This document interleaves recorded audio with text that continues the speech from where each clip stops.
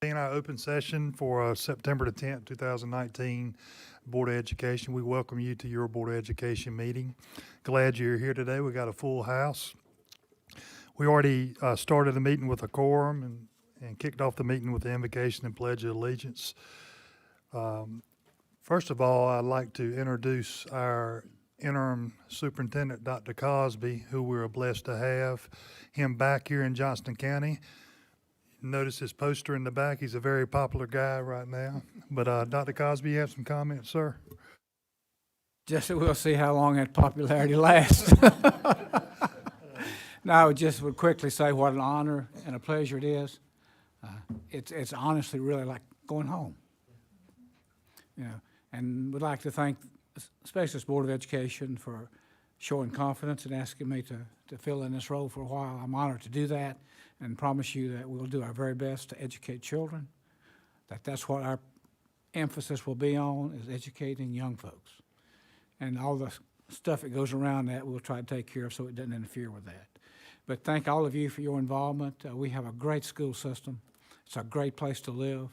Fantastic, beautiful, talented children, over 37,000 of them today, and over 5,000 employees, and with all those resources, we're going to make it happen this next year. So I'm honored. Please feel free to get in touch with me or folks who can help you any way that we can. My folks have been told, and they know, that we're here to serve schools. That's the only reason central office exists. That's the only reason I exist in this role, is to serve schools, to help kids. And I promise you that's what we'll do.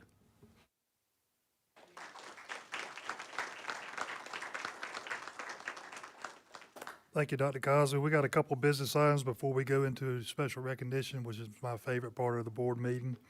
April 13th, August 13th, 2019, regular session minutes. I entertain a motion to approve those minutes. So moved. Motion by Todd Sutton, second by Ronald Johnson. Any questions on those minutes? All those in favor? All those opposed? Motion carries 6-0.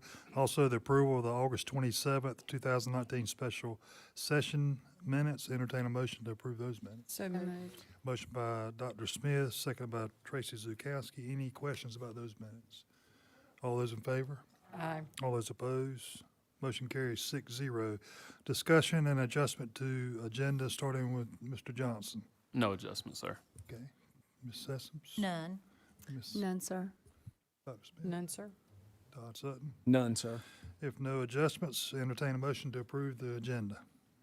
So moved. Motion by Ronald Johnson, Second. seconded by Terry Sessoms. All those in favor? Aye. All those opposed? Motion carries 6-0. Special recognition, Mr. Dolores Gill.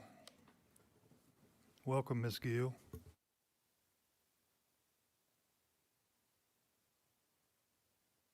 Good afternoon, Chairman Wooten, Lady Vice Chair Dr. Smith, Superintendent Jim Cosby, members of the board. I have 6 students that we're going to be recognizing this afternoon, and we are delighted to have them with us today. The purpose of our meeting in recognizing these students is for their character education and their portrait of a graduate recognition for cross-culturally proficient this month. We do have at your tables today, board members, some placemats that kind of help you understand as we're starting for the first time incorporating our portrait of a graduate traits also with character education. So for September, the trait is cross-culturally proficient.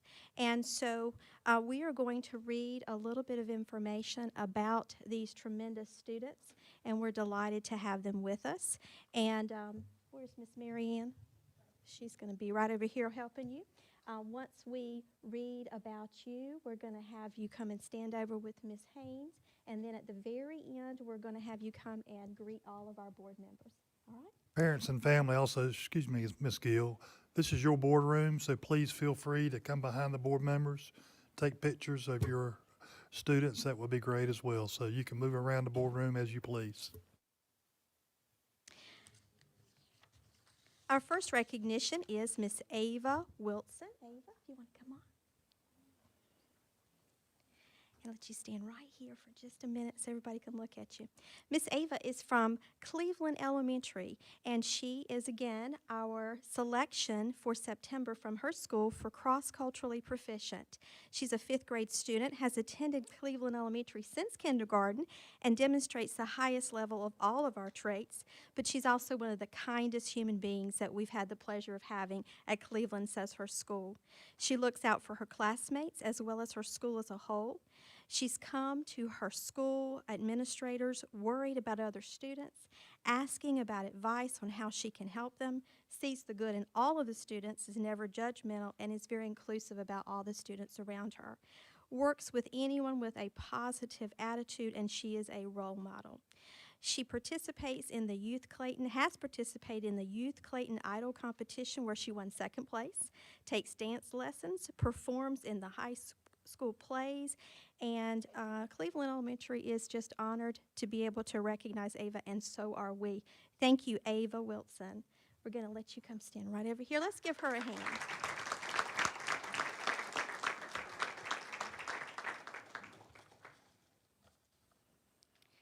Next, we'd like to call up Eduardo Renteria. Come stand right over here. Eduardo is a senior at Cleveland High School and has attended Cleveland High School since his freshman year. He has stepped out of the box and makes friends with everyone from all circles of life. It's quite uncommon because he's also learning a new language at the same time, along with a new culture. He's a confident student and doesn't let any of his struggles become a stumbling block. He will tell you that sometimes the academic road has not been easy, but he has support from his family, the ROTC program, and the teachers at Cleveland High School. And he's a fantastic role model for our current students as English learners. For the last year, Eduardo has asked to be an ESL classroom teacher assistant so that he could help and guide other students. And Cleveland High School states they can't pick a better recipient for cross-cultural proficiency, and they congratulate them. They're proud of him, and we are too. Thank you so much.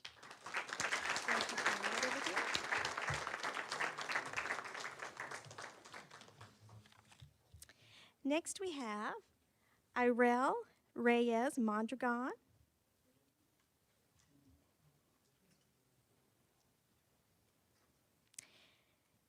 Irel is from Cleveland Middle School, and the school is extremely proud to introduce her today. Never has met a stranger in the school environment. Befriends everyone, no matter who they are or any differences they have. Shows enthusiasm with all of her peers, her teachers, and anyone that she meets. She does her best in classes, encourages other students to do the same, and I understand her favorite subject is math. And when she grows up, she wants to be a math teacher. She enjoys nature. She has worked with conservation for the environment, and she's open to learn more about others and expand her knowledge about others at all times. So Cleveland Middle is proud to name Irel Mondragon as their September education recipient for cross-cultural proficiency, and so are we. Thank you so very much.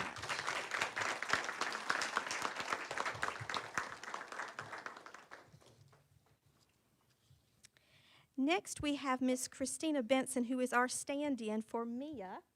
Where are you? And I believe that Mia is in Disney? Yes. That's right. Wonderful. Well, come on up here and let's talk about you for a little bit. Mia, diversity really is one of the strengths of her. She really appreciates it, understands the meaning of different backgrounds, and she embraces it at all times. She actively participates in the dual language program at Polenta and has a great interest in learning Spanish so she can communicate with peers and teachers from different backgrounds. She's bright, hardworking, a leader in the classroom, and she puts forth special effort to befriend students that have special needs and communication struggles. She has superior character and patience. And the campus at Polenta states that they're undeniably a better place because of her and her actions and how she embraces and epitomizes an engaged learning and community. And she has made an impact on Polenta. They are proud of her, and we are too here in Johnston County Public Schools. Thank you, Ms. She's Benson. fantastic, yes. She is. I'm proud to represent her.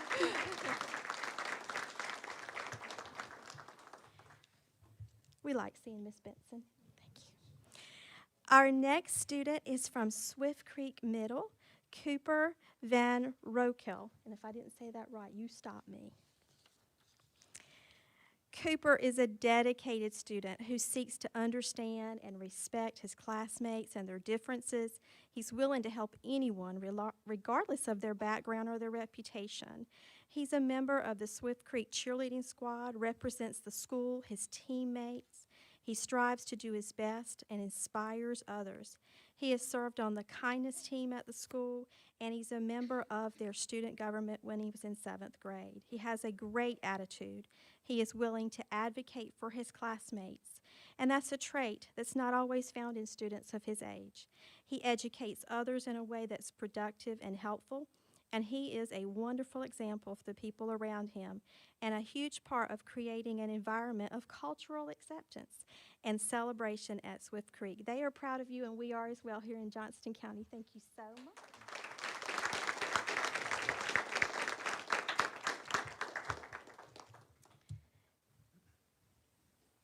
Do we have Brandon? There. Where is Brandon? All right, Brandon. Are you ready? I'm going to read about you today, Brandon. All this stuff was written about you. There's a whole page of stuff written about you today, Brandon.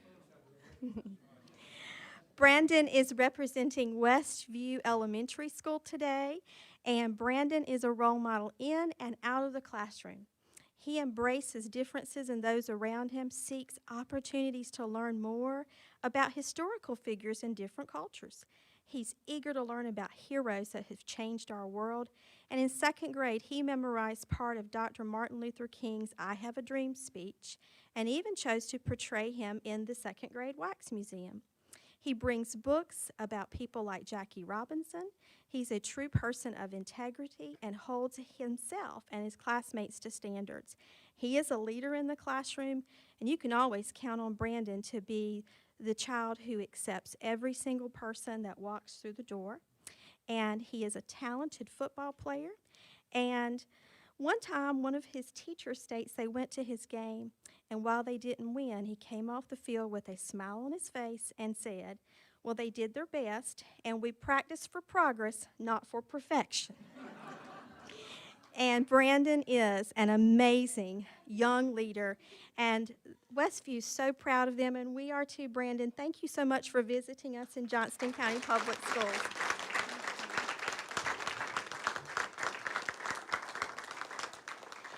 And at this time, we're going to let these folks come around and shake all of our board members' hands. We thank our principals who have come today to support them and all of our parents and friends and special guests. I'll let you start right here.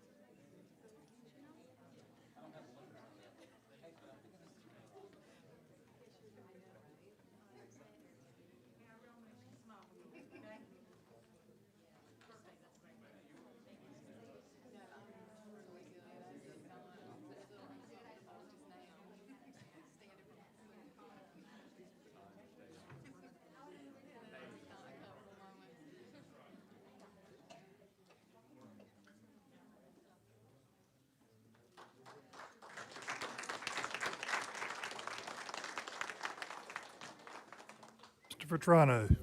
Yes, sir.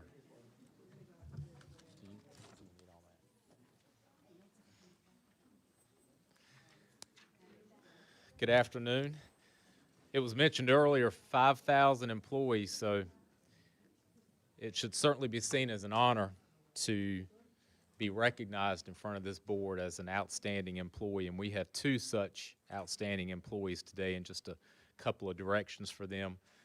I'll introduce both of you, and after you're introduced, I'll give you the opportunity to walk around and shake the board members' hands. We're going to start with our classified employee of the month. That is Miss Jasmine Williams. We surprised her yesterday in that pre-K class, and one of her students was looking at, I hope you were able to keep the balloons we brought. I did. Because that one student, I think, wanted them for himself. So maybe you shared them with him the rest of the day. But Miss Williams does serve as a pre-K teacher assistant at West Smithfield Elementary School. The individual who nominated Miss Williams had much to share, but I'm going to read a few of those comments to you. She's dedicated to her students, class, and the school. Miss Williams goes above and beyond all aspects of her job. Miss Williams is dedicated to her craft, works hard, and seeks opportunities to grow in her position. She takes classes to gain more insight into her job. She works well with all staff and is a model in the classroom and the school environment. Miss Williams is a caring and nurturing staff member. She always has a smile on her face and accepts all challenges as opportunities for growth. She will do whatever is needed to benefit all students. And seeing the smiles and excitement on the staff members who were in the classroom yesterday and the students, every bit of that is true, I am sure. So thank you so much for what you do. Congratulations for being our classified employee of the month. Thank you. Yep. And if you'll just step aside, you step on.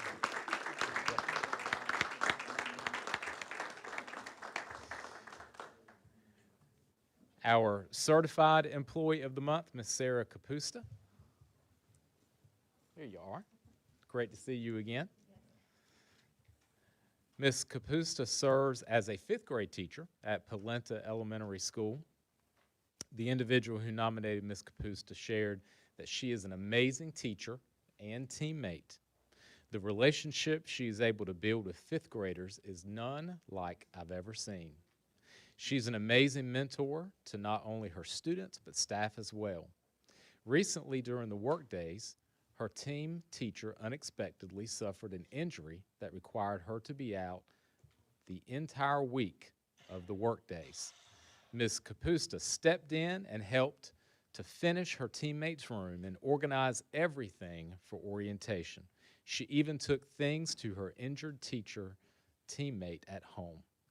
When she's not doing amazing things with her students, you can find her mentoring fellow teachers, serving as the school improvement team chair, or volunteering to help with extra activities. She truly embodies excellence in her job and what it means to be a part of the team.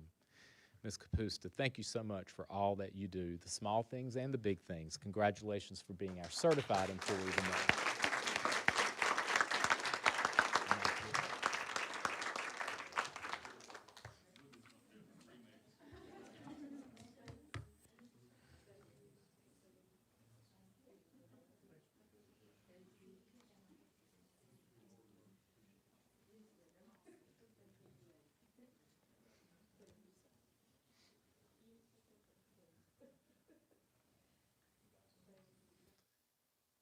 And for both of you, a few more goodies, a certificate, gift card, and a keychain. Thank you so much. Congratulations again. Thank you, Mr. Chair. Thank you, Mr. Vetrano. Mr. Johnston. Yes, sir, Mr. Chairman, I appreciate you giving me this moment of special privilege to recognize a coworker of mine, Miguel Renteria. We worked at the Smithfield Police Department. I've been there 15 years. I think he's been there about 5 or 6 years now, and he's done so much for Miguel, our you can community. stand yeah, up, sir. Miguel, come on. He's done so much. Yeah, clap for him, guys. It's awesome. I don't think anyone knows how much time, effort, and even your money you get back into this community to help people who no one sometimes would help. You go back and you help these kids, and I can see you getting a little emotional, but you have been to so many high schools trying to help these kids make positive decisions. And it is so evident that those traits have been passed down to your brother. You've done so much for so many people. You've traveled the state with me, helping kids learn how to drive safer. You've come into work to help with communication barriers, and we're so fortunate to have you at the Smithfield Police Department, and I am so proud to call you a brother and a coworker. Thank you, Miguel.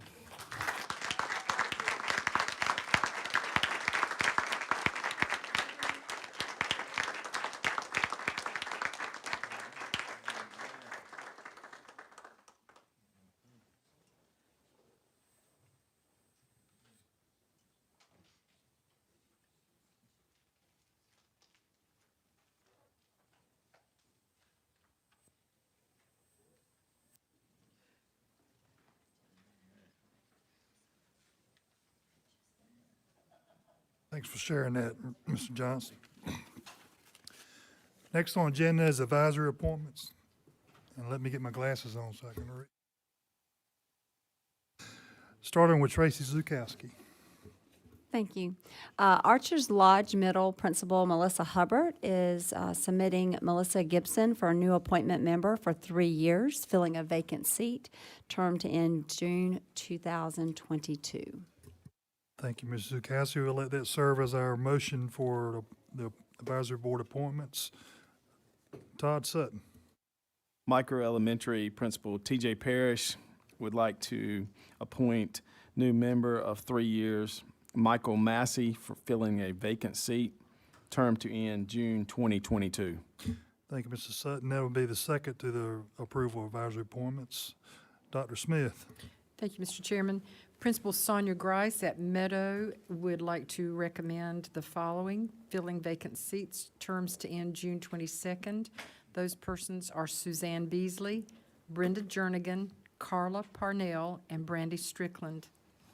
Principal Jennifer Swartz from West Johnston High School would like to recommend Jeff Wood to fill a vacant seat, term to end June 2022.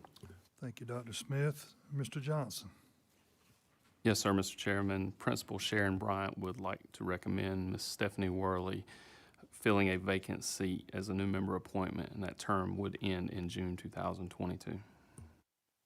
Thank you, Mr. Johnson. Princeton Elementary, Miss Melissa Hurst, new member appointment for 3 years for Antoine Lee Short, filling a vacant seat. The term would end June 2022. We have a first and a second for the approval. All those in favor? All those opposed? Motion carries 6-0. Dr. Cosby. Yes, thank you, Mr. Chairman. At this time, I'd like to ask that the board approve consent items 7A1A through 7A1I. Entertain a motion for consent items. So moved. Motion by Todd Sutton, second by Ronald Johnson. Any questions? All those in favor? All those opposed? Motion carries 6-0.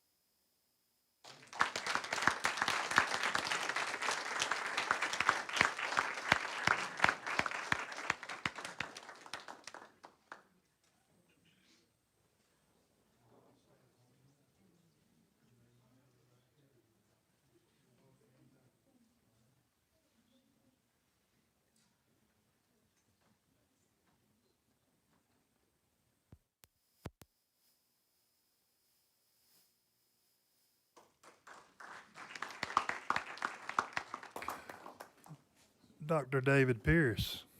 Welcome, sir. Thank you very much. Good evening, Chairman Wooten, Lady Vice Chair Dr. Smith, Superintendent Dr. Cosby, members of the board, and Mr. Jim Lawrence. I have one item for information today. It's Exhibit 7A3, public address to the board. Policy 1250 was last amended on February 10th, 2009. This policy details the process and expectations for those who would like to address the board during a regularly scheduled meeting. This policy has been amended to allow the following: to allow the public to sign up in person with the superintendent's designee at the Johnston County Public Schools Board of Education Evander Simpson Building by 2 p.m. on the day of the regular board meeting, furnish statements, written information, or provide the topic at the time of sign-up, and comments will be limited to the matters relating to the school system. Finally, the policy clarifies that complaints about performance of school personnel, student issues, or any other confidential matters shall be submitted initially for a response to the school system official responsible for the program or the facility or to the superintendent. It is recommendation of the Policy Review Committee to amend Policy 1250, and it is presented today for information. Any question on policy address to the board? I do appreciate the policy committee working on that. Thank you very much. Thank you, Ms. Perry. Thank you.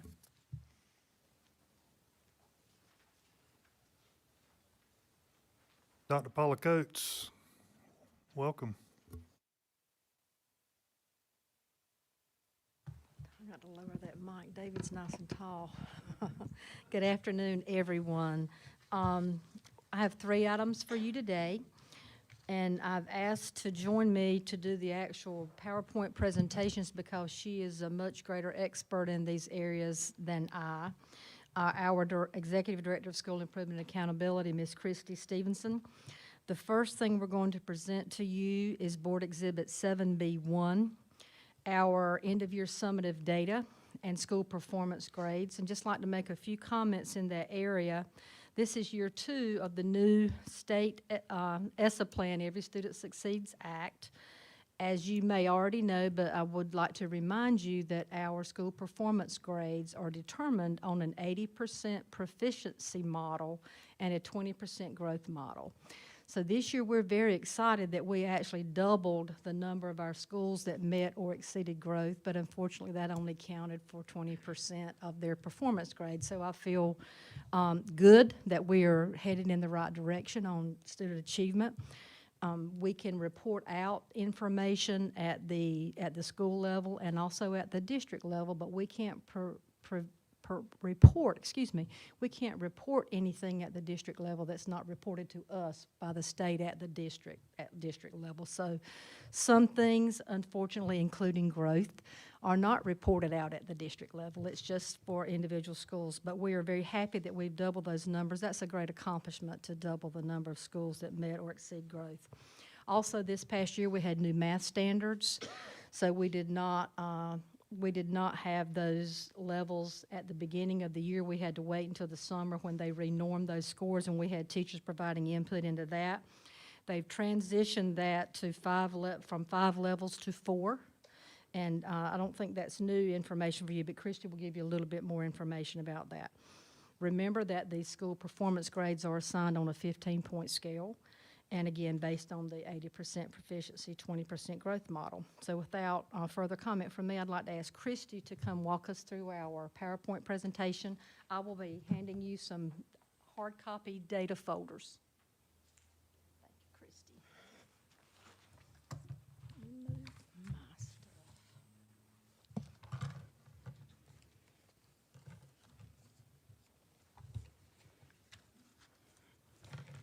Good afternoon. As we go through the PowerPoint, a lot of what I'll be showing is actually in your folder in more detail for your review. As we start out, if we look at our trend over time of our performance composite, and our performance composite is the overall achievement proficiency across all tests. And you can see last year that we pretty much maintained where we were from 2017-18 compared to 18-19. So in terms of performance of all students as well as across subgroups, that performance maintained the same relative position. This is very similar to the trends that we saw at the state level, as they also maintained the overall performance composite across all tests. Digging a little bit deeper and looking at end of grade specific for grades 3 through 8, our performance in science, you can see we had an increase there. The state also showed an increase in science proficiency, and this is for grades 5 and 8. In reading, we showed a decrease, roughly 2.5-point drop, whereas the states maintained their relative position in terms of proficiency. And then in math, we do celebrate, we have an increase there, but I would caution us when we look at that data. As Dr. Coates mentioned, the math test, this was a new year for the math test. New standards were implemented, so anytime you have a shift in standards, comparisons are really kind of difficult to do. Looking in your packet, page 1 gives you this overview that I've presented here, but it gives you a detailed grade by grade, whereas I had just reported out overall combined grades 3 through 8. But you can look at how our specific grade levels did. You'll notice here there's a CCR and a GLP proficiency reported. GLP are our levels 3s, 4s, and 5s. Grade level proficiency, yes sir. And CCR represents college and career readiness, and that's a report of our level 4 and 5 students. Looking at our trend, if you follow like the cohort from year to year, you'll notice in reading from 5th to 6th grade, in keeping with the trend, we do see an increase in proficiency from 50 to 55%. And also in math, you'll notice we have increases from our 4th to 5th grade cohort, 6th to 7th grade, and 7th to 8th grade cohorts. One thing I'd like to note here, if you look at the change in our math proficiency, you'll notice our grade level proficiency, GLP, we saw that increase of 4.3, but our CCR actually dropped. And I'll talk about that a little bit later, but I'd like for you to highlight that. In looking at, remember CCR we said was our 4s and 5s. If you look at our proficiency from 2018 of the percent of students earning a level 5 compared to our percent of students earning a level 5 on the new assessment, you'll notice we had a decrease there, whereas our level 3s from 2018 compared to our level 3s in 2019, there's a significant increase. So we've got more kids moving into proficiency, but we have fewer kids scoring at that top level. When you look at what's going on across the state, this is the state distribution of scores. Our percent of level 5s is about half of what we are at the state level. Now that has strong implications for instruction. Thinking about the new achievement level descriptors for math, the state now uses, instead of 5 levels, 4 levels. They have a non-proficient, a level 3, a level 4, and a level 5. If you read what the description of a level 3 is, it says that students demonstrate sufficient understanding of grade level content standards, though some support may be needed to engage with content at the next grade or course. That is important for us to understand that, yes, our level 3 students are proficient. They have sufficient data, sufficient understanding of grade level content, but at the next grade level, they are going to potentially need extra support and instruction. So when we start thinking about our multi-tier system of support, what supports do we have for our students, not only at level 3, but across the spectrum. And how does it impact our core instruction as well?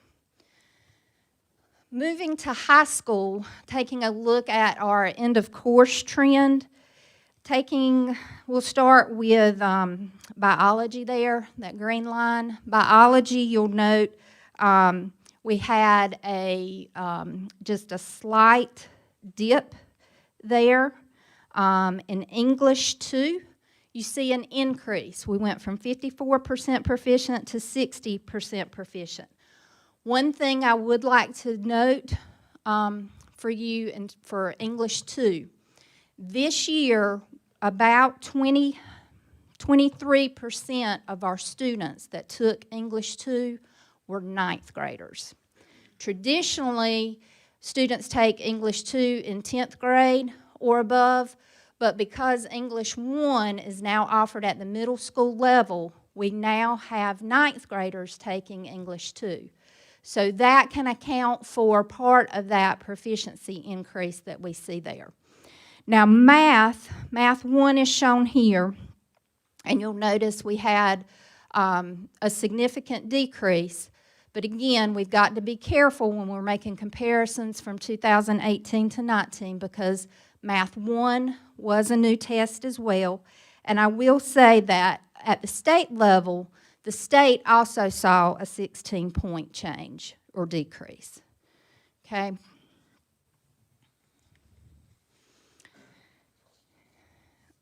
This slide is representative of the graph you just saw, but you'll also notice here there's the addition of Math 3. Math 3 was a new EOC last year, and you will notice that it is reported as all students enrolled as well as a proficiency of advanced. And what that advanced is, when we talk about school performance grades here in a minute, at the high school level, math for school performance grades includes students taking Math 1 as well as students who took Math 1 in middle school, their Math 3 score. So if a student takes Math 1 in middle school for high school accountability, the state looks at their Math 3. So that is where that advanced percent proficient is coming into play. Additional indicators are the ACT. These are our 11th graders that earn a 17 or better. You'll see that we did have a drop there. Work keys, this is our CTE career readiness assessment. The percent of students in 12th grade who are CTE concentrators earning a silver or better, our percentage there increased. And I would like to highlight that we are above the state there, and this can be found on page 2 or in the second packet. You can see the state comparison. ACT work keys is used for school performance grades where they look at our 12th graders and the percent of kids either getting a 17 or better or a silver or better. And you can see we have 66.6% of our kids either earning the 17 or the silver or better. That is also an indicator for which we are above the state. Math course rigor is the percent of students earning Math 3 credit. Again, that indicator, we are slightly above the state. Our cohort graduation rate, both 4 and 5 year, those indicators we are above the state as well. EL progress is a measure of language acquisition skills for our EL students. You'll notice we did have a drop in the percent of students making adequate progress there. And like the state saw a drop as well, but we are still currently above the state in that indicator. Moving to school performance grades, as Dr. Coates mentioned, it's an 80-20 model. 80 is based off of student achievement and 20% off of growth. You can see the detail of the different indicators for the different grade levels, noticing that high school has quite a few more than elementary and middle school. Dr. Coates also mentioned that we are using a 15-point scale, and legislative action earlier this summer did change that to where it will remain a 15-point scale. There was talk of changing it to a 10, but it will remain a 15-point scale. And in order to be included in the model, students must be in membership at least half a year. When we look at our school's growth and our school performance grades, how we changed, 66% of our schools are at an A, B, or C. 29 schools showed a positive shift in their overall school performance grade, with 8 of them showing an increase in letter grade. If you'll refer to the third page in your packet, you can see that shift. It's the one with the pink highlight. So you can see how our school performance grades changed over time. 18 of our schools showed a positive shift in the growth category, going from either not met to met or met to exceeded. And we went from 13 to a total of 26 now meeting or exceeding growth. So we are really excited in the growth that our schools showed last year. Proficiency may not be where we want it, but our schools are making progress towards meeting proficiency goals.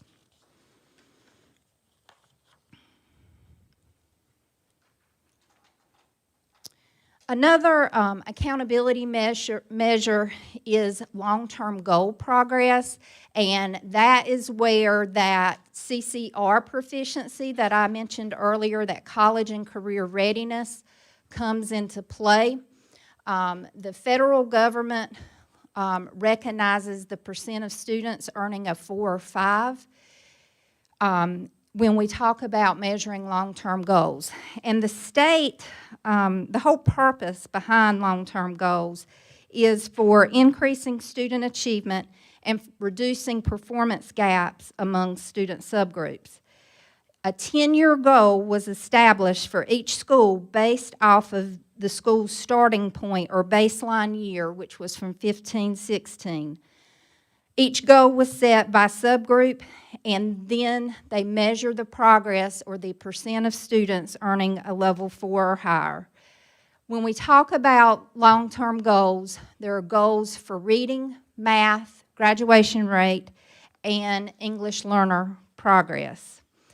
And again, this is the percent of students that we keep a pulse on where we are with long-term goals, because when we start talking about state and federal designations that our school has, in order to exit some of the federal designation, schools must be on target to meet their long-term goals. So talking through the designations we have, and again, on this sheet, the schools that are highlighted in pink are identified as our low-performing schools. A low-performing school, by state definition, is a school that has a letter grade of D or F and does not exceed growth. Okay? This past year, we went in 17-18 from 16 schools to now 14 schools. 3 schools came off of our low-performing schools list, and 1 school went on. Continually low-performing, by definition, is a school has the low-performing status for 2 out of the past 3 years. And there is a correction that should be 14 schools instead of 13. I got super excited because Selma Elementary was one of our low-performing schools last year that actually came off, woohoo, But they had been low performing the previous 2 years, so they actually still do fall in that category. The other two schools that came off of the list was Four Oaks Middle and Triple S High School. So that's an awesome celebration.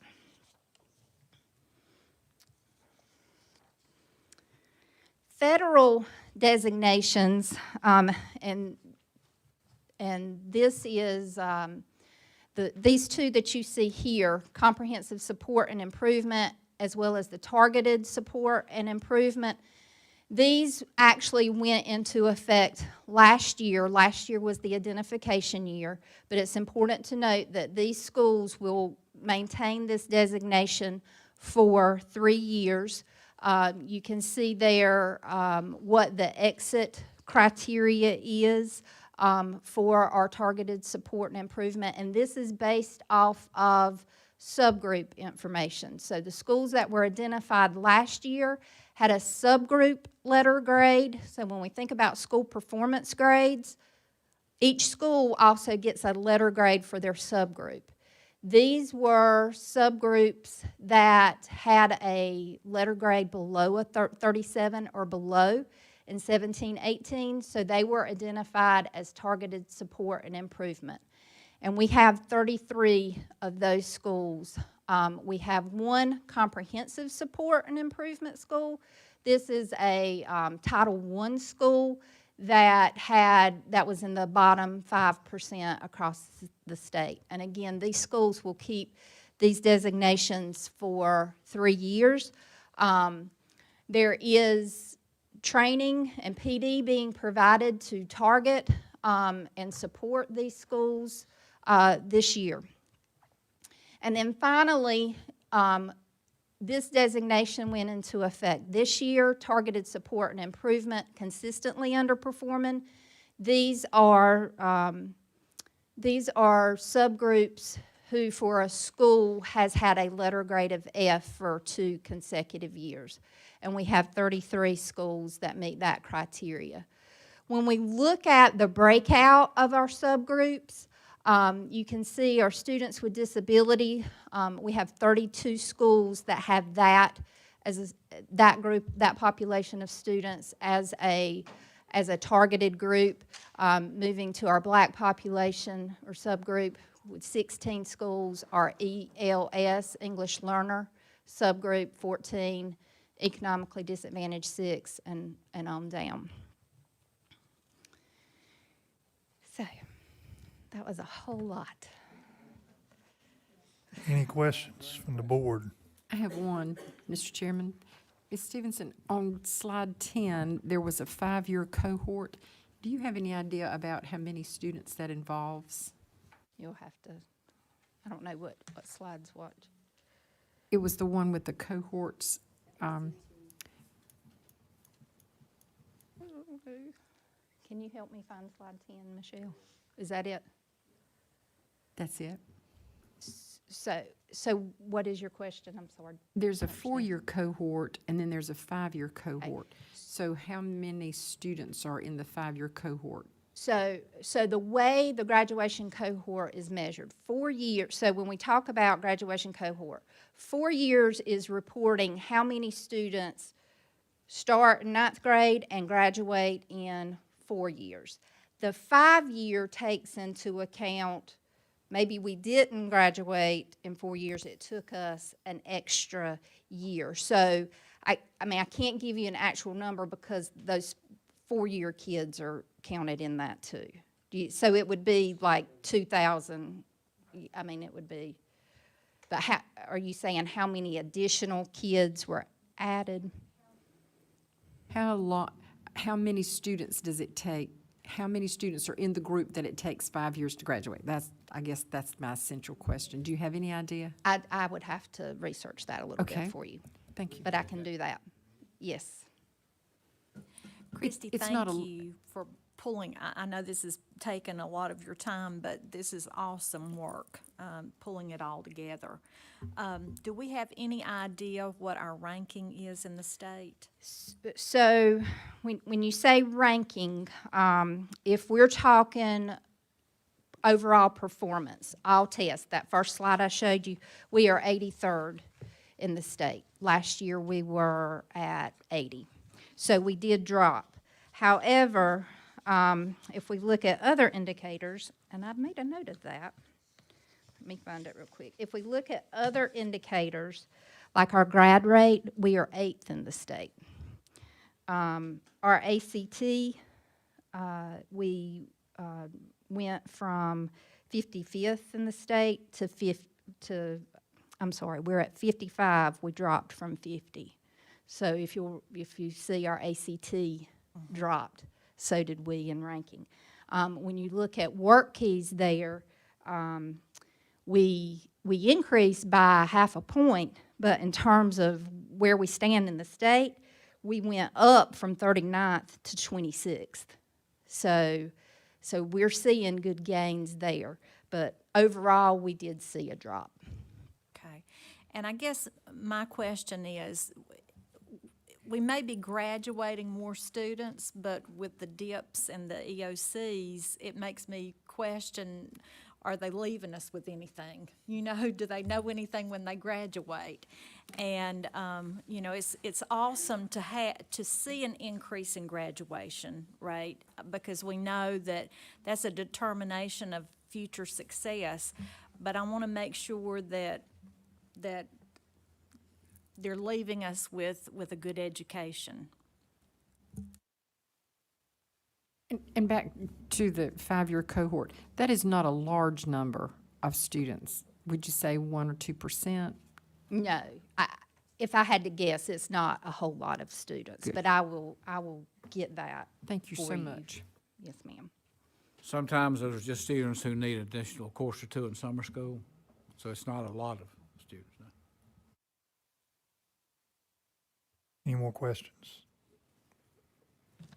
And the final page of your packet that was data related goes into those school designations, so you can see which school qualifies and what subgroups those schools have. Amazing amount of work. If I could comment just a little bit on the grades the schools get. Paula mentioned that's an 80-20 formula, 80% proficiency, 20% growth. When you think about it, realistically, the most important thing is growth, of taking a student where they are and moving them a year. And when you look at that, and we're doing a good job. And if you look at the schools that are A, B, C, D, and F across the state, and it's almost a perfect correlation. Schools that are D and F have a very high level of children from poverty, children who come in. And that formula doesn't count for that. It only hits you if you've not got everybody real high. And it's almost a perfect correlation between the ones who get A's and B's. They have almost no poverty. And I could give you names and examples of them because I've worked in many of them. So you just need to keep that in mind. When you see it, that's not unusual. It's not what you want and you want to do better, but it's not a bit unusual. Thank you for that, Dr. Cosby. The second item that we have up today is our school improvement. And if you will take a look at that, that is shows you how to access the school improvement plans, which are linked on each school's website. We will be voting on those at the next board meeting. They have been voted upon at the school level. And just another reminder about them, they are living documents. We have gone district-wide to the same platform for consistency. We're very excited about that, but it's the first year we've used it. So anytime you do something for the first time, you tweak and get better as you go along. But we will be, based upon the feedback you give us, from you examine these, we will have the opportunity to vote on them at the next meeting. Now, our 14 low-performing schools are required to submit school action plans to the state, as you can read in your exhibit sheet. So that's one of the reasons we have to vote to approve that. We have tentatively scheduled a very aggressive opportunity if you would like to hear school improvement plan presentations, but from all 45 schools to get that done in time for you to have the opportunity to review and then them edit and us vote in October, we're talking about 5 or 6 nights with a 10-minute presentation from each school. So based upon that, we can certainly proceed that way. We can proceed to go with the low-performing school plan presentation only, do that a couple of nights in the Glenn Building. We can make that happen at your pleasure, but I would like to add that our principals would certainly like us to make a decision quickly about how we want to do that, because it's just 45 schools is a lot to Yeah, present. I would recommend that the board consider looking at those priority ones, the lower performing ones first, so you can look at those in detail, and then work the others in later. Would that be agreeable to the board to do it that way? So we will then prepare a schedule to make that happen. Are there any questions about this that's been provided to you? All good information. I appreciate y'all's dedication to get that to us. You are welcome. And the last item for you is our district strategic plan. This is exhibit number 7B3, and we have a presentation to describe the process we use and what I consider is a very aligned and accountable way for us to measure. It puts the accountability on not only the schools, but on us at the district level, because we have a strategic plan as well. And if you will notice on the agenda, we've got a presentation that Christy's going to go through. She worked very closely with that process. And then we have a draft of the actual district plan. So again, Christy, if you would like to come up.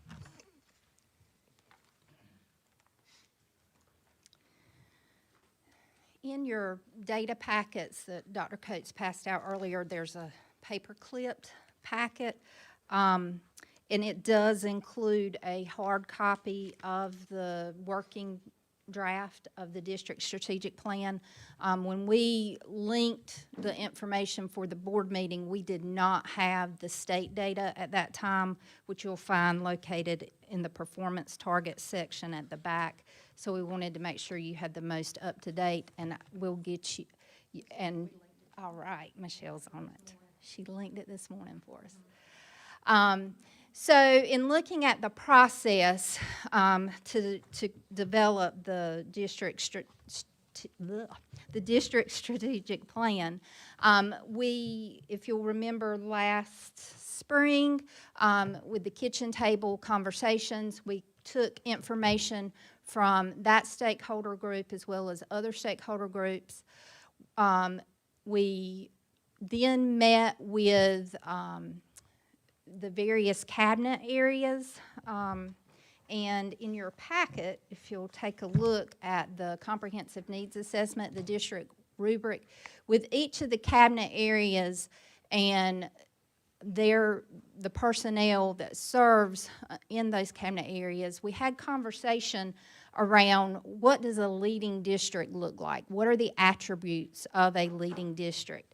And if you peruse that comprehensive needs assessment, you'll see it is arranged in various dimensions that, you know, not only talk about teaching and learning, but facilities. It's comprehensive to the district. So we had conversation about, you know, what does a leading district look like? We also then, with the different cabinet areas, based off of the findings from the comprehensive needs assessment, we took some time and began developing strategies as they align to the different cabinet areas. Also, some other data pieces that we used, and you have a copy of both the advanced ed standards and the district NC STAR support and improvement indicators. We looked at how do our strategies align with those indicators, because those indicators and standards are based on rigorous research and best practices for transformation. And this really lays the foundation for improvement planning and then implementation. So after a lot of conversation, it was decided the mission, vision, and values would remain the same. And our overarching goal would be or what is being proposed, is Johnston County Public Schools supports a district-wide culture where all instructional staff analyze student data, reflect on their practice, collaborate with their peers, and incorporate best practice teaching strategies to ensure high levels of learning and increased student achievement for all students. By the end of the 23-24 school year, 100% of Johnston County Public Schools will earn a school letter grade of A, B, or C.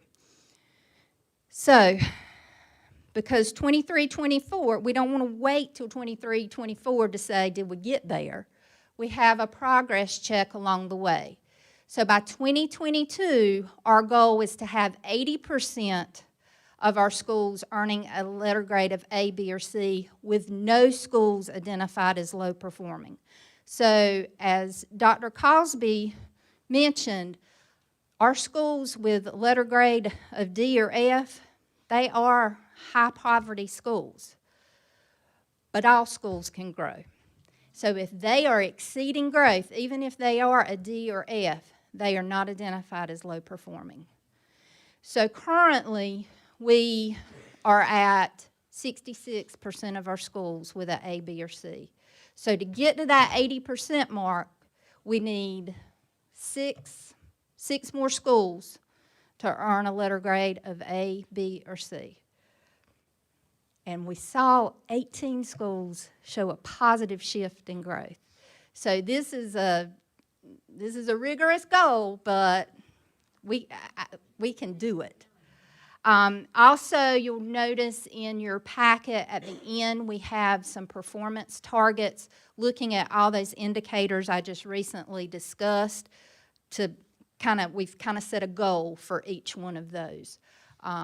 So we would, and again, this is continuous improvement. So this is a living document. So we may, you know what, performance shoot up and we need to come in and adjust these targets. Because not only do we want to be meeting our own target, but we also want to make sure we're aligned with the state, if not surpassing the state. The objectives. So how are we going to accomplish this goal? In working with the cabinet areas, it came up to basically 5 objectives, that being instructional excellence and alignment, safe, orderly, and positive school environment, planning and operational effectiveness with growth planning incorporated, family and community engagement, and recruitment and retention. These 5 objectives are cross-departmental. Therefore, it's going to be crucial to have that collaboration across all cabinet areas. As you look at your plan there, you will see it is arranged with each objective having an outcome statement or what we're wanting to accomplish within that objective, and then the strategies to support that.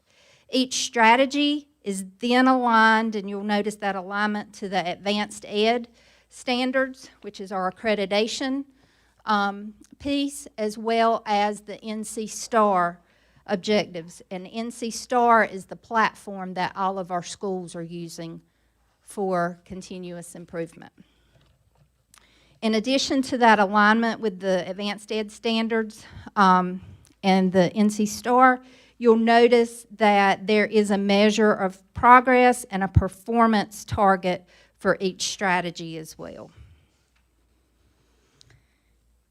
What we would propose in terms of progress monitoring and a timeline for rollout of this plan is that each cabinet area would create their own schedule for monitoring the work associated with the strategies within their larger departments. And then the second Tuesday, we would like to propose monthly progress checks. And this is kind of that accountability piece for us here centrally. But monthly progress checks with the persons identified as responsible and myself or the Director of School Improvement, which is Tamara Thomas for our district. She joined us in July. And then the third Wednesday would be a progress check with senior leadership or at the cabinet level when cabinet meets. Then, so that's kind of our accountability system, how we would like to monitor progress. In terms of rolling out, this month we are presenting the strategic plan to both the board as well as the principal group at the K-12 meeting to gather feedback. After feedback, we would request that the board approve the district strategic plan when you approve the school plans at next month's meeting.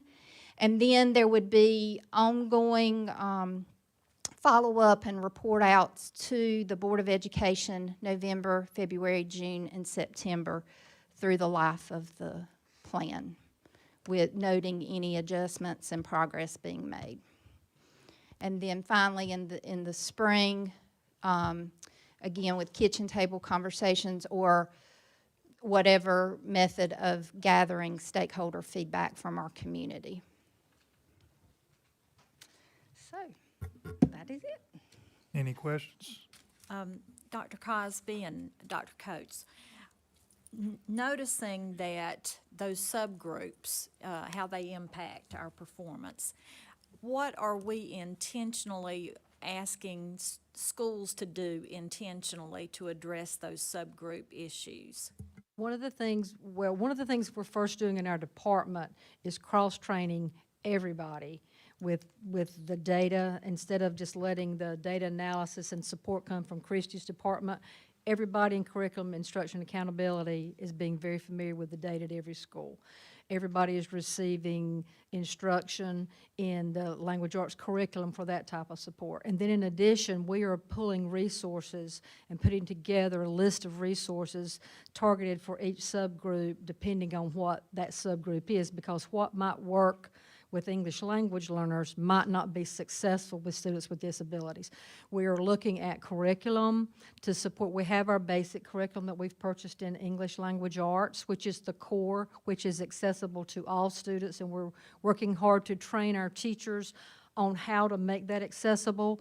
One of the, I think it's just a major misconception. We say all the time we want to meet students where they are, and we do need to meet them where their skills are. But if their skills are here and grade level curriculum is here, we have to scaffold upward to help them access that curriculum, not drop the level of instruction to below grade level curriculum. Every student needs access to the curriculum regardless of where they are on the MTSS continuum. So we're working on that with our folks. And you want to chime in anything additional that? To address the scaffolding, the TSI schools, the PD that I referenced earlier that was being provided at the district level, ASCD is partnering with us, and part of that training is being culturally responsive and how do we design lessons so that we are scaffolding. So each of the 33 schools have a representative group attending those trainings, and then those teachers that are participating in that get ongoing job-embedded feedback coaching 3 times a year. Additionally, the schools, in addition to their student achievement goal that they have in their plan, schools have been asked to either as part of that overarching goal include how they are addressing underperforming subgroups within their school improvement plan. So some schools are doing it as strategy within their plan. Others have written a whole goal on what they're doing for their underperforming subgroups. And one of the things that I started to mention and got off track a little bit, for our students with disabilities, we have to find some type of a curriculum that's not just a core, but a pull them aside remediation type curriculum to provide that support to them. I really believe our adoption of a curriculum, I've heard wonderful things from the principals, that, it's just wonderful to have something consistent across the district. We have taken steps at our level to ask people to please teach the curriculum this year in the order that it's laid out. And then after we've gone through it, if seventh grade language arts teachers want to change the order and they want to come together as a group and change that for our district, that's great. But we've got to be consistent across our district with the maybe not the pace so much, but at least the order of how we instruct students in that. And that's just where we are now, continuing to work on it, never being satisfied with where we are. Did I answer that question for you? Are there any other questions? So technically, we're drilling down to the individual student, all the way down to the Yes. individual student. Yes, and ensuring that, trying to ensure continuous updates on training processes, procedures. I don't think, and not slamming anyone, but I just don't think we've done that at the level that, I don't think we realized the level at which it was needed. But when you think back 5 years ago, who's employed in our district now, it's not the same group of people. So we have to constantly continue to provide support in those areas. Any other questions? Well, Any, I have a comment. I just wanted to say that you had me at what does a leading district look like? Because a lot of what we have to do is it's mind over matter, right? And we have to think about, there's always an opportunity to grow. You mentioned that. We definitely have our why. Why are we doing the strategic plan? Because we want our students to grow. Now, what does that look like? And in my world, we call that chasing the top performer. And that's what we should always be doing. So thank you for Absolutely. taking the time to do this. And we feel like it's very important at the central level that we do the very same things we're asking our schools to do, and that's review and document progress all through the year. Dr. Coates, I know Chairman Wooten said we're drilling down to this individual student, and I believe, if I recall correctly, we were talking about that last year as well. So, with that being said, how has this plan changed compared to what we were doing and we're putting in place last year? I know we're always fine-tuning it so we can hit that top performer. So what are we doing differently from that standpoint? I don't recall as much detail and data-driven analysis and alignment at the district level. Now, and again, last year was my first year in this role, so it could be somewhere and I just missed it. But that's been a major change. And also, with the state requirement, we made a decision district-wide that we would all be on the same platform and align everything. Alignment, to me, is the key to everything that we do, because we are going to be different departments. You know, I just was teasing Ms. Gill that, bless her heart, last week she's communications and facilities. She had the hurricane and then had to report it and have the facilities. But we all worked on that stuff together because all of us are working together for the very same goal. And it's easy to get it's easy to get involved in your area and forget that we are a school district, and as Dr. Cosby said, we all exist to support students. That's why all of us are here. So I think the alignment that we're doing is different. I think our professional development alignment is certainly different, and I know in our department it's very different because the analogy we used is we're going to operate like a softball team instead of a tennis team where we've got 6 or 7 people hitting the ball across the net, contributing to the score. We're going to all be contributing on the same field, and everybody will know what everybody's doing, and that takes a lot of effort, but I think that's what's going to make it different. No, I appreciate that, and I commend everybody on all this hard work because it's exciting to see that we've got a strategic plan that's driven this far down. And it's been said is, what does a top school district look like? Well, if we don't know the answer to that, we're just throwing darts at the moon and hoping we hit something. But with y'all taking the extra steps to do this, we do have a plan, and now it's, okay, everybody's on board, let's go accomplish the plan. Absolutely. I will say that Ms. Stevenson's department has aggressively ensured that we all contributed to the development of the plan. Thank you. We'll take a 5-minute recess break.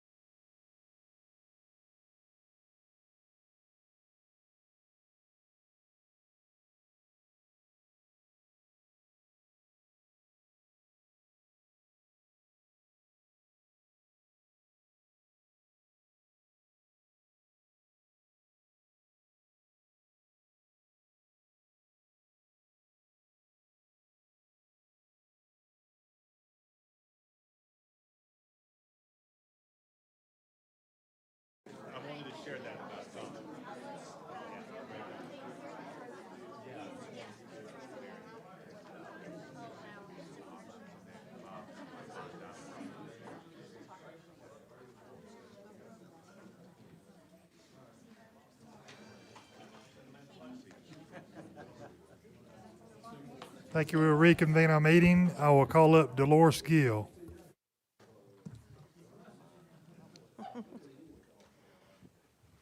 Good afternoon once again. I have another board exhibit for 7C1 today, a transportation update. In just a couple of minutes, I'd like to have Mr. Chase Farrell, who is our Auxiliary Services and Safety Officer for our district.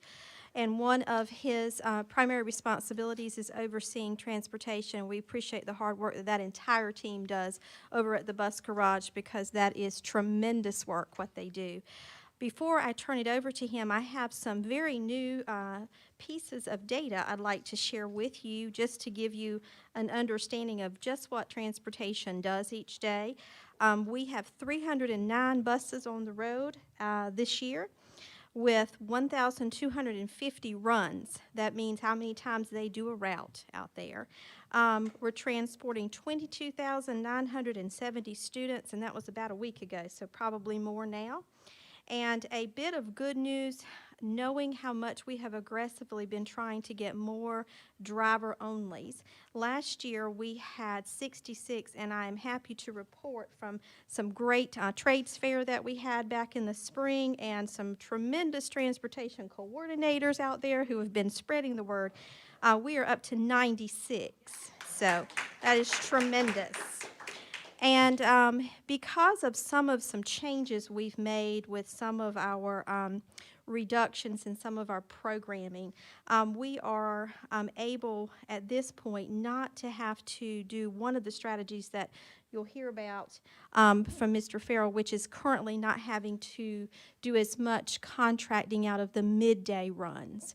So right now we're in a better position than we were. It does not mean that our problem that we have here and across all of North Carolina in regards to bus shortages is solved, but that is some good news. And the purpose of today's transportation update is to let you know that we have been working as a transportation task force, a group of us, including the HR folks as well, on looking and studying all aspects of transportation in our district and what are some current realities that we are faced with, as well as some possible solutions that we can come up with as well. So I'm going to turn it over to Mr. Farrell, who is going to take you through about 4 or 5 slides to just give you an update of where we are with that particular piece and some of our steps that we would like to take moving forward and continuing to watch all of our efforts with transporting our students. So, Mr. Farrell, I'll turn it to you. Mr. Farrell, thanks for sharing your time with us today, too. Appreciate that. It is wonderful to stand before you today. Hope everybody's doing well. It's really good to see you. When I took over the Auxiliary Services and Safety Officer position in 2018-19, we figured out very quickly, hey, there's a bus driver shortage. But that didn't happen overnight. That has been in the works for a number of years, and it's due to a number of items that you'll see in this slide. And I won't read them to you, but I do want to highlight a couple of them. Dr. Smith, do you remember when we had a teacher assistant for every classroom K-3? Those were glorious days. Well, those days are long gone, and unfortunately now we may be, Mr. Petrano, one a grade level, one a team, teacher assistant.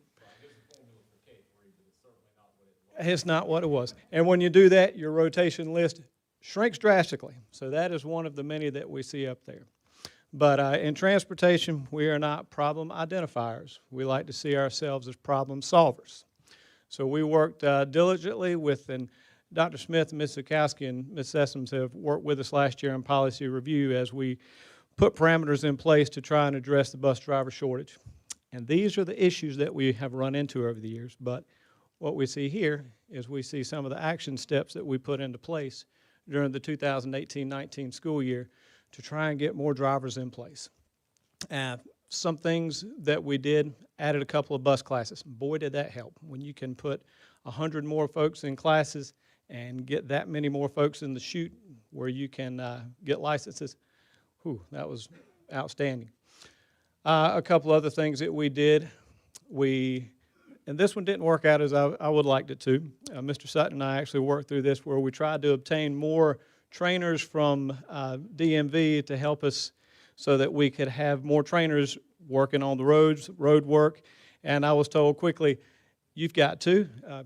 Yes, we have two. Don't complain, because there are some districts that have 1 for 3 districts. Yes, sir, I will not bring that up again.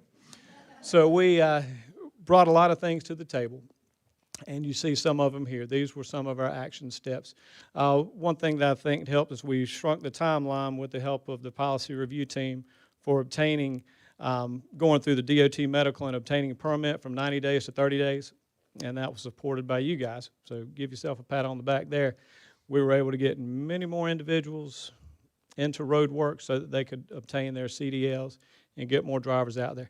Now, do we have it cured? No, because as I said, wasn't an overnight issue, been years in the making. So we've got a few years in the making to get out of it, but we're working diligently to do so. Some other action steps that we put in place. As Ms. Gill said, I don't know how they got close to 100 drivers only, but we'll take it, because what that does is that keeps teacher assistants, custodians, and the like back in schools. And so Ms. Gill mentioned with the midday runs, I believe we are at the point now where we do not have any teacher assistants or custodians coming out to do midday runs. So they're able to stay in the buildings. Custodians can help keep the buildings clean. TAs can stay and continue providing instruction with their teachers. So that's a blessing, if we will. Going to continue to provide additional bus classes this year as we see a need. One thing that we've noticed, there are a couple of areas in the district that have greater need for drivers right now. And so as opposed to providing classes by hire date, we're looking at the possibility of those areas that have greatest need, Triple S, Corinth area. Let's bring them into the fold and get those folks in class as opposed to doing by hire date so that we can meet the needs of those areas that are struggling. And we didn't just work on the bus driver shortage last year. There were some other things that we put in place in transportation to make things more efficient. Worked on, here comes the bus ad, piloting of the online TIMS form. We're hitting 21st century now, folks. Construction of the parts depot in the Corinth area. Have you ever driven from Corinth Holders High School or Corinth Elementary to the bus garage? That's a haul, y'all. That is a long ways. So we built a depot, if you will, out there at Corinth Holders High School so that mechanics, as opposed to having to drive all the way back to the bus garage, they could obtain some of the parts, some of the supplies in the Corinth area so they don't have to go back and forth as often. Hoping to make things Mr. more Farrell, efficient. could you explain the Here Comes the Bus app for those who might not know what that is, please? Yes, sir.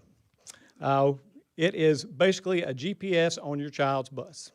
So it can provide a point to parents, an update to parents on their device as to when their child's bus is close to the stop in the morning, when their child's bus arrives to school, when their child's bus departs from school, and when their child's bus is getting close to the stop in the afternoon. So you can see where they are and you can help arrange your day around it. So yes, sir, we're excited about that as well. Transportation Task Force that Ms. Gill mentioned, some of the items that we have been doing in the past months, you see those here. Working very closely with the policy review folks as well. They've provided wonderful insight as we've tried to ensure that we're making headway with our bus driver shortage. Board tasked us with looking at ways to potentially alleviate more classified staff from driving. And this might be beyond my technology spectrum of knowledge. Can I get to the last transportation planning presentation? Look at there. Ladies and gentlemen, technology is outstanding. I don't know who clicked that button, but thank you very much. Was that you? I appreciate you. Now watch this. Oh my goodness. So looking at ways to reduce the number of classified employees driving. Not going to read these to you. You guys can read them well on your own. And what you're seeing here, these were just considerations by the task force. These are not set in stone. These were things that were put out on the table to consider. So as you read those, nobody lose their mind and say that we're removing the 3 exempted positions. Those were just thoughts put onto the table, all put out there, none rejected. I think that's some EC lingo, isn't it? Can I ask, is this Yes, sir. appropriate to ask questions right now? As You can far ask as- anytime you want, sir. As far as CDLs and exams, when, is the state going to do something to match up those expiration dates where they, in their lapse, when the exam, their physical exam expires versus the CDL license expiring? Or they If I'm not mistaken, they they're pretty match? synonymous. Okay. Yeah, they're pretty much close together. Thank you. But we do, when folks have their license coming close to expiration, we don't let it linger. We give them a reminder, hey, this thing's about to happen. So as you look, again, these were ideas that we considered. Some came to fruition, some did not. We talked about constraints to achieving the goal of removing classified employees from driving. Our teacher assistants make up about 45% of our drivers. So if those folks were pulled at one whack, we'd be in trouble. Yeah, that's a lot. So this is one of those things that it took us a while to get in this situation. It's going to take us a while to get out. We're going to have to be very methodical, very strategic, very purposeful in the way that we move to the possibility of classified folks, especially TAs. I believe that was the major focus, not driving. So in order to do that, as I said, you need to be methodical, need to have a plan. So we've put together a 4-year plan to hopefully provide opportunities for TAs at the end of the 4 years to be able to determine, yes, I do want to drive, no, I do not want to drive. Because some do, some love it. Some like the extra little jingle it gives them in their pocket, while others would not like to have that option. So in the first year, these are things that we've considered, and as I spoke to earlier, the one that we've been able to make happen is the midday EC runs. Our folks are staying in the building. Those are either being driven by drivers only or contracted out. The others, they were considered but did not meet the mark. In year 2, we want to continue focusing on hiring driver-only positions. Who knows, we may be at 125 by next year at this time. That's a great goal. Continue to contract out the midday EC runs or have drivers only drive those. Again, adding bus classes to the schedule if the need is there. And the possibility of looking at contracting out pre-K runs or having driver-onlys drive those. So a little bit at a time, removing a little bit at a time so we can get to where we hope to be. Year 3, adding another layer, contracting out all of the EC midday runs, preschool, and then adding EC morning and afternoon routes in year 3. And this was one that I popped in there, and the policy review folks said, hold on a minute. TAs have an option to stray away from driving in one region based on predetermined criteria. We said, nope, that's not something we're going to look towards. We're going to look at year 4. There we go. Which at that point, hopefully having enough either contracted out driving or driver-only positions driving so that TAs at that point can choose whether or not they would like to drive. So 4-year plan, hoping to trot that out. We've started in the first year with either contracting out the midday EC runs or drivers only or driving them. So we're excited about the plan, and of course, as you know, once you get one aspect of it done, it's time to start developing another plan for 23 through 27. Ms. Gill, I hope I didn't go over my time. All right. I have a comment. Yes. Right here. I just want to say thank you for being open-minded and really taking the tasks that we set before you to heart and Yes, ma'am. really trying to find a solution to making sure that we have good instructional assistants in our classrooms all the time, because that's a direct correlation with student growth, and that's what we're all here for. It's about teaching and So learning. I Yes, ma'am. applaud you in taking the first step of 1,000 miles. Thank you. Thank you very much. Appreciate you folks. Have a good day. Thank you, Mr. Farrell. Mr. Vetrano.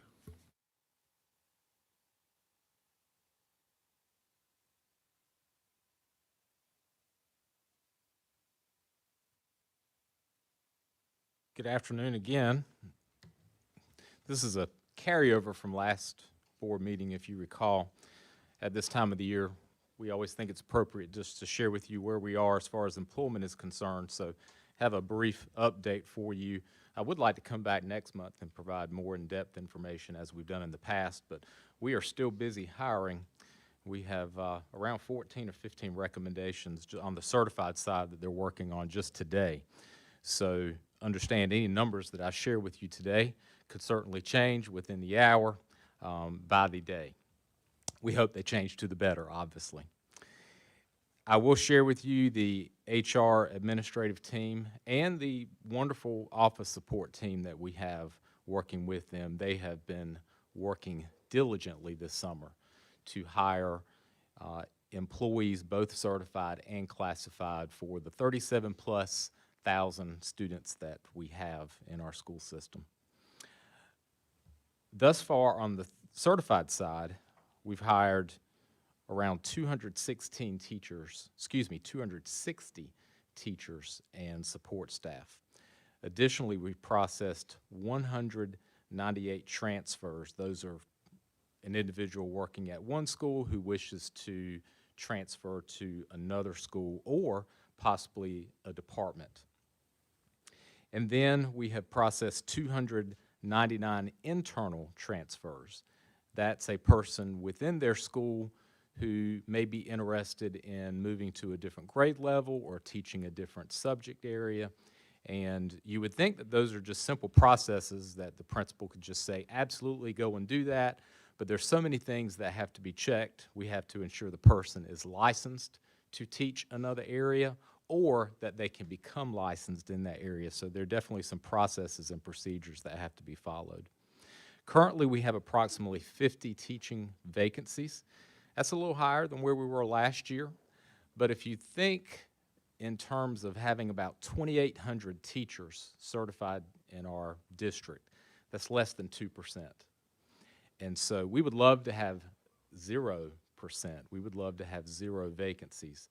But I will tell you that, as I have shared year after year, it is becoming more and more challenging to find individuals who are licensed already or who are willing to become licensed in working in our school system and in other school systems. And that's across the state and in the nation as well.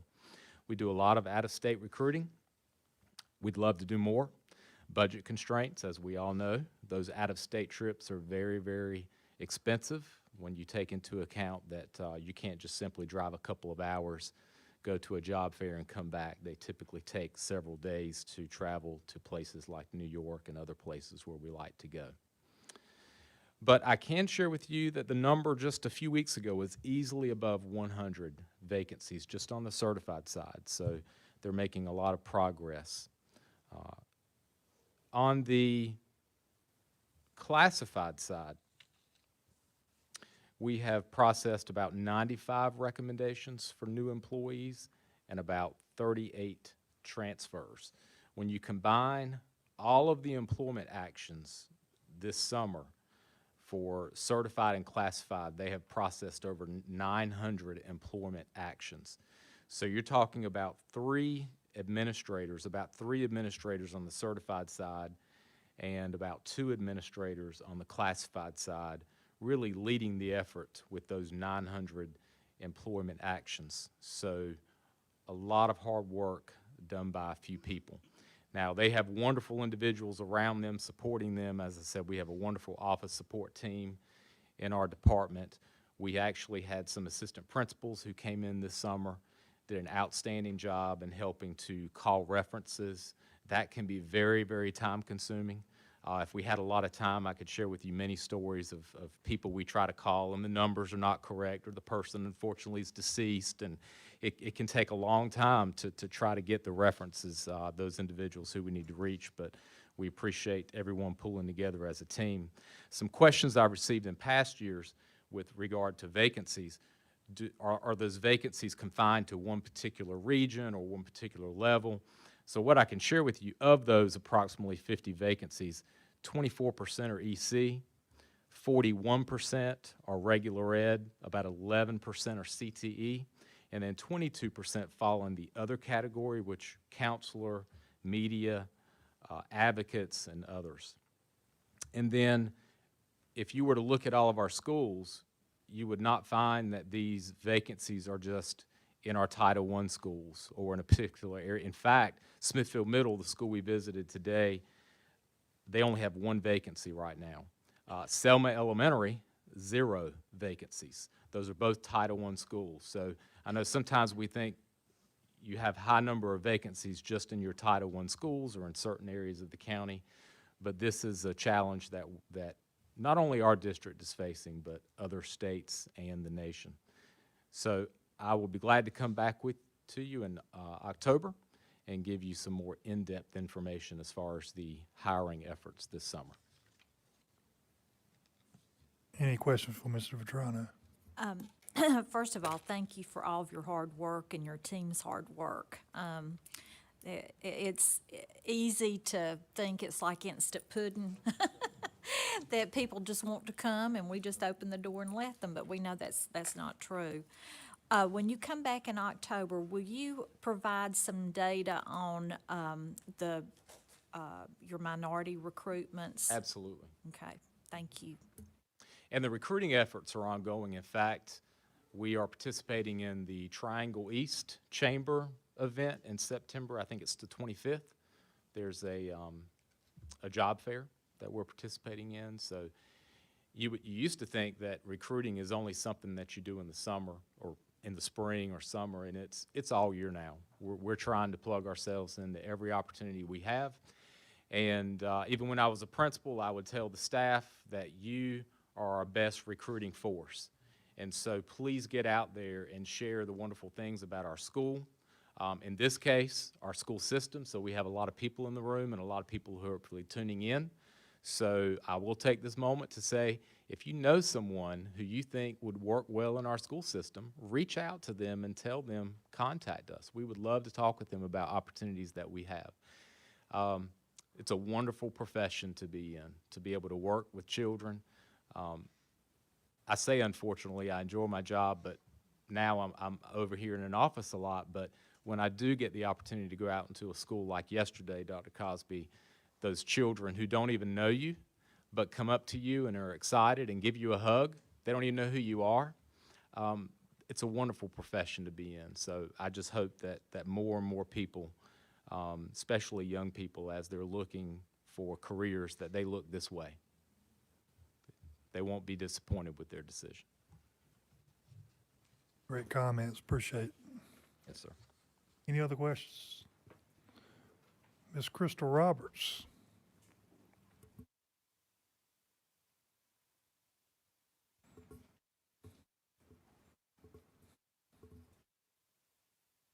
Good evening. Evening. Mr. Wooten, Chairman Wooten, Lady Vice Chair Dr. Smith, members of the board, and Dr. Cosby, welcome again. We are here because we are so very excited for the opportunity that you've granted us to continue our district's equity journey as an official office. So our Executive Director of Equity, Dee Edmondson, and I will alternately provide you with some information. But before we start, they are not all here because the members of our Cultural Proficiency Committee are volunteers from across this district. We did ask them if they could join us today just so that you could see them, but there is a list there. But we do have Dr. Amanda Allen, who is our executive, please stand up, Dr. Allen, our executive director of social and emotional learning, who sits on the committee. And I'll just read those names out for those who may be watching as well, because we want people to know that this is very important to us and to our coworkers. So the members of that committee include Dee and myself, Dr. Amanda Allen, Pablo Jimenez Arrega, who is the Parent Involvement Assistant at Smithfield Middle, Kendrick Bird, who is our Director of Certified Personnel here in Human Capital and Human Resources, Suzanne Lujan, who came, but she had to leave because she had to be with her son this evening, who is Executive Director of Career and College Readiness, Anna Milazotto, Director of Federal Education Programs, Nesh Reddy, Information Technology Technician, Hannah Smith, Executive Director of Educator Support, and just joining us is Emily Hargrove, who is at Four Oaks Middle School. Eventually, we plan to open this committee up to our community. This is very, very important to us. So without further ado, I do want to mention as well that it was so apropos that our character ed students were recognized for being cross-culturally proficient. This is very important to us. So what Dee and I have brought to you today is just a very brief overview. We're going to call it an infomercial, okay? So we've begun this infomercial with a graphic. You'll see a graphic showing those question marks because of the inquiries about equity that we've received since you have taken the advancement, have advanced equity and have placed it in a title and have created an Office of Equity. It also represents the commitment to advancing our education and awareness about this very important initiative. So part of our reflection and learning on this journey will consist of book readings. So I want to begin with a quote from a book titled The 6 Stages of Cultural Mastery by Ricardo Gonzalez. What he says is, the reality is we cannot lead people to the highest levels until we know them at the deepest levels. So we're keeping in mind that our ultimate objective is to serve our students and ensure that they get to their highest levels. So we've embarked on this unofficial journey for the past 2 years, actually, towards cultural proficiency. I've been privileged to lead that charge, and in July you brought it further forward by creating this office dedicated to equity. So thank you very much. Executive Director Dee Edmondson and I will share with you the advances we've made toward building our capacity for an equitable teaching, learning, and work environment throughout the Johnston County Public Schools.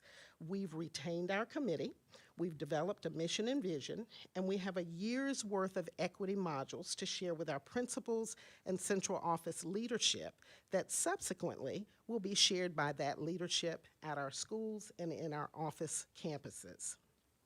So on slide 2, in short, we're going to advance the district's commitment to fairness and impartiality by strategically aligning district policies and practices with overall goals. Our Office of Equity, Information, and Student Services is not only responsible, however, for the district's programs and initiatives related to cultural proficiency and diversity awareness, but we're also responsible for student wraparound services such as counseling, student advocates, and social workers, and also student records and data information systems.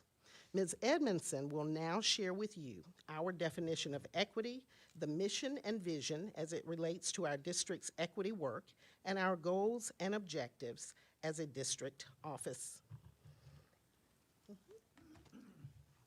Good afternoon. Well, good evening. Thanks for allowing us to be here. Meaning of equity, the quality of being fair and impartial. Goal of equity. Equity is achieved when all students are provided the resources, opportunities, skills, and knowledge needed to be successful in a diverse society. Our mission, a commitment to equity by practicing fairness, impartiality, and justice as stakeholders of Johnston County Public Schools. Vision, an equitable environment in education where stakeholders can depend on leveling the playing field. When it comes to equity for all, we definitely want to be agents of change. So one of the things we want to make sure that we do is to facilitate an environment that creates agents of change. Seek strategies to level the playing field, And we will work on that, and then, of course, we'll make sure that we look over and evaluate what we've done. And, of course, it shows the list of our members at the present time. Of course, we will be adding others. That is our goal. Are there any comments or questions? Any questions from Ms. Roberts, Ms. Edmondson? Great job. Thank you. Thank you. Let me just add quickly, there could be no more important issue than that. It has so many ramifications and directions to go, and we want to make sure that this plan and our actions include all of those, okay?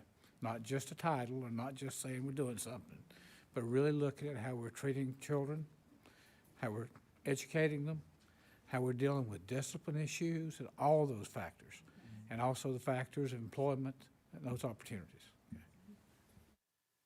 Thank you. Thank you.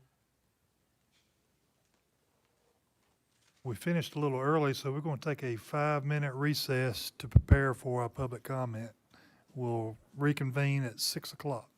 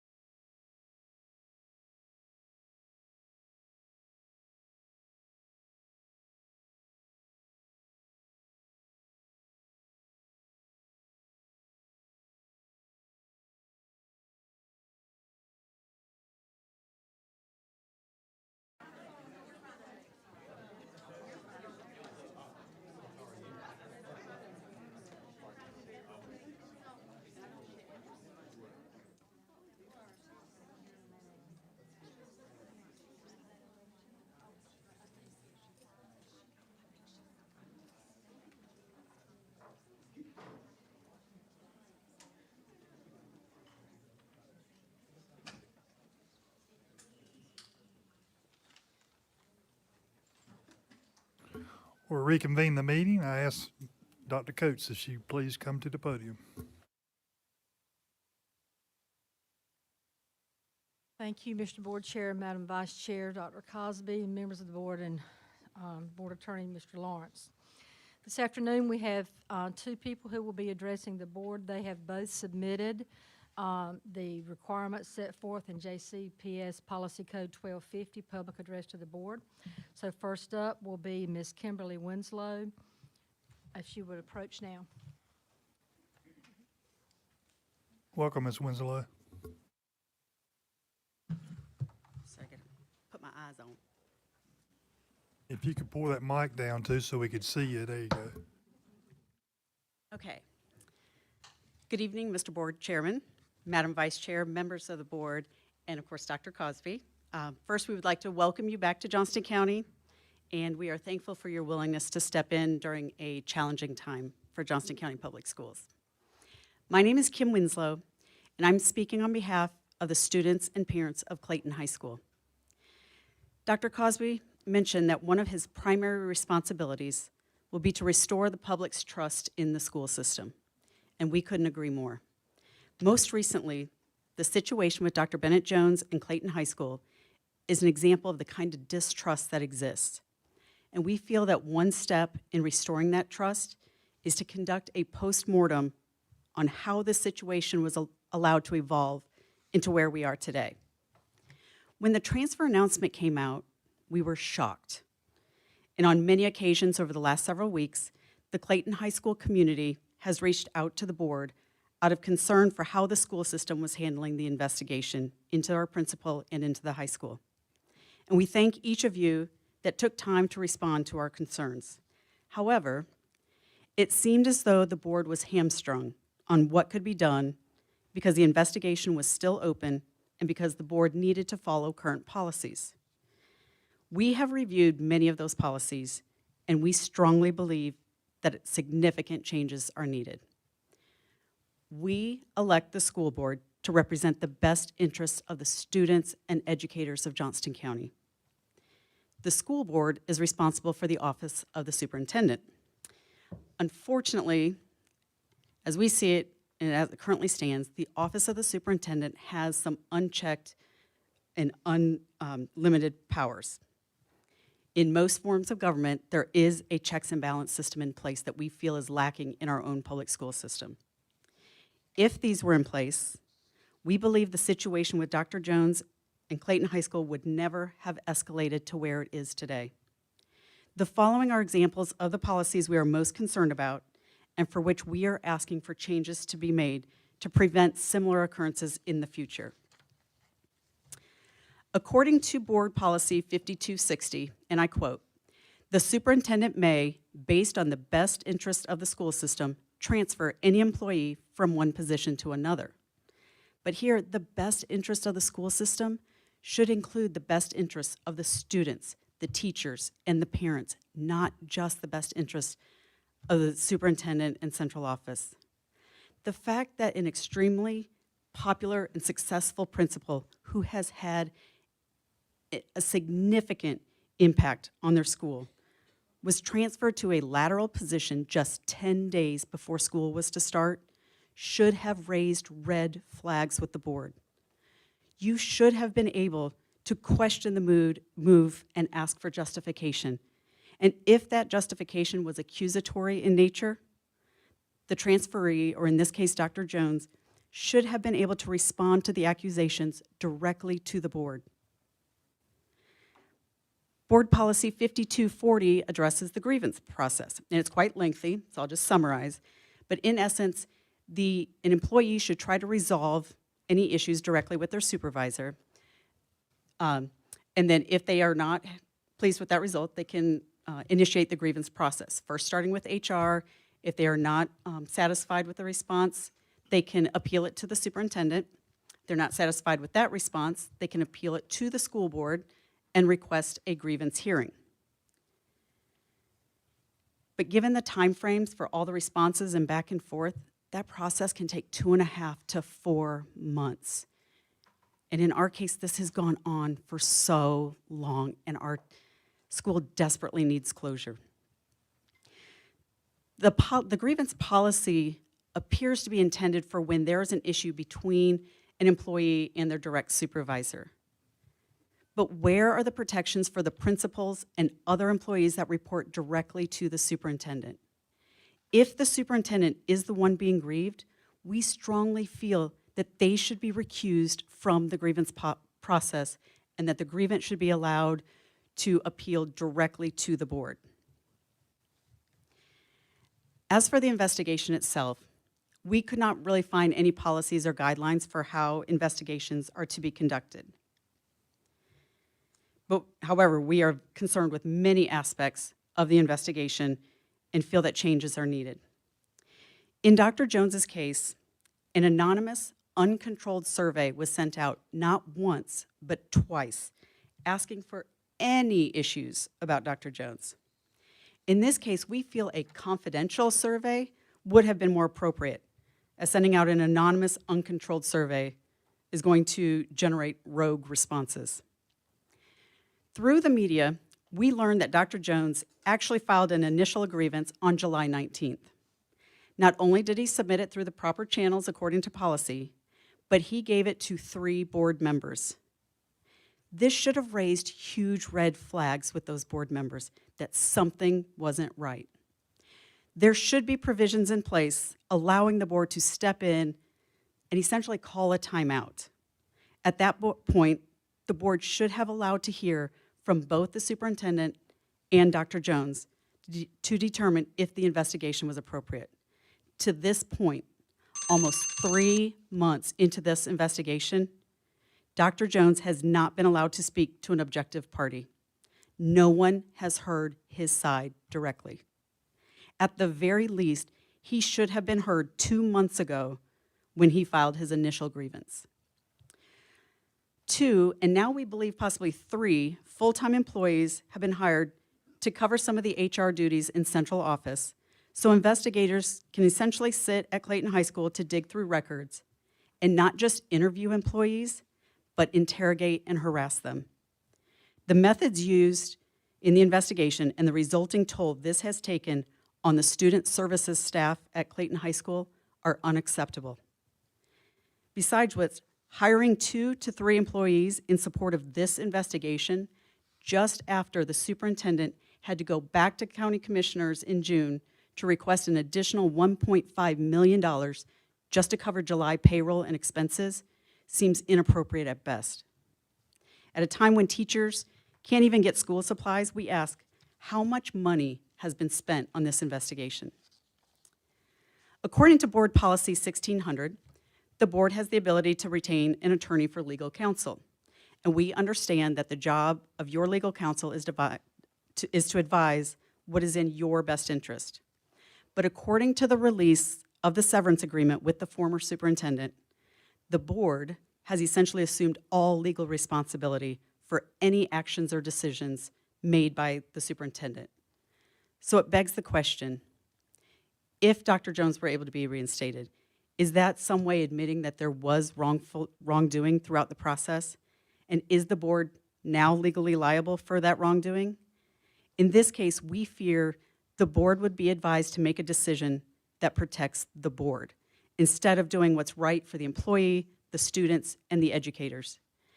That certainly creates distrust between the public and the school system. In closing, over the last month, we have learned that other Johnston County Public School employees have been subjected to similar situations as Dr. Jones. Unfortunately, they did not have the same kind of voice standing up for them. And if we had not continued to publicize this issue and vocalize our concerns, we believe that Dr. Jones would be yet another victim of the unchecked power of the office of the superintendent. Dr. Jones may not be the first that this has happened to, but he needs to be the last. We ask that the board review what has happened and take the necessary actions to ensure this never happens again. On behalf of Clayton High School, we thank you for allowing us to voice our concerns, and we ask that Dr. Jones to be reinstated at Clayton High School. Thank you. Ms. Winslow, thank you for your time. Appreciate it. All right. And now for our second public comment, Ms. April Jones-Lee. Welcome, Ms. Lee. Good evening. I'm gonna adjust that. Good evening, Chairman Wooten, Madam Vice Chair Smith, members of the board, and Dr. Cosby. I'm April Lee, President of Johnston County Association of Educators. I'm a 17-year veteran. I wish I was 17 years old. I'm a 17-year veteran of our classrooms. I'm also a native of Johnston County. I'm a mom to a graduate of Johnston County Public Schools, and I'm a mom to 2 children in Johnston County Public Schools. I love our district, and I am proud of our district's accomplishments over the many years I've been both a student and a teacher here. I would also like to add, this is not in there, but just based on the some information that was revealed tonight, that Johnston County Schools has some of the most dedicated, attentive, and enthusiastic teachers I've ever known.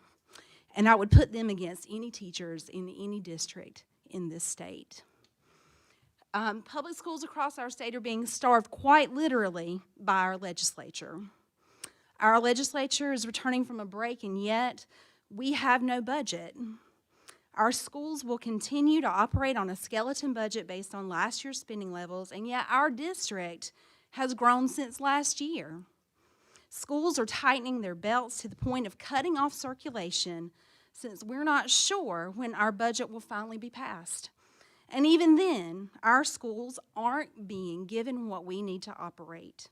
We have a surplus in our legislature, and they want to return it to our taxpayers. But leadership refuses to fully fund our public schools. Our county commissioners have cut the Johnston County tax rate for the first time in 20 years, yet their reserve fund is much higher than it is required to be forcing the reduction. As our district continues to grow, it would make sense to invest in public schools. If our schools can't keep up, then people will stop coming or they will move away. And we clearly can't keep up. Several schools are over capacity. We are already behind when it comes to building new schools for the kids who are here right now. I know politics is a delicate tightrope to walk.